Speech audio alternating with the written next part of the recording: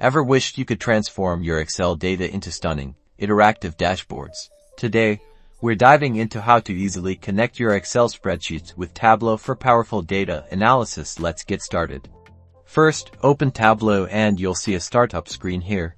Look under the Connect panel, see the To a File option. Click on Excel. Now, a file browser opens up. Navigate to the Excel spreadsheet you want to use, find it, and select it. For the sake of this example, we are using sales data tax list. Then click Open. Tableau will immediately begin importing your data. The Tableau connection window will appear, showing all of the sheets within your chosen Excel workbook. Now, you can drag a sheet or a specific data table and drop it onto this area where it states Drag Sheets here. We are going to choose the Orders sheet for our analysis. When you drag it, Tableau gives you a preview of your data at the bottom. Double-check these columns. You want to make sure everything is imported correctly. Notice the auto-detected data types for each column. If a data type seems incorrect, like if Tableau thinks your dates are text strings, you can manually change them also. It might alert you of missing data.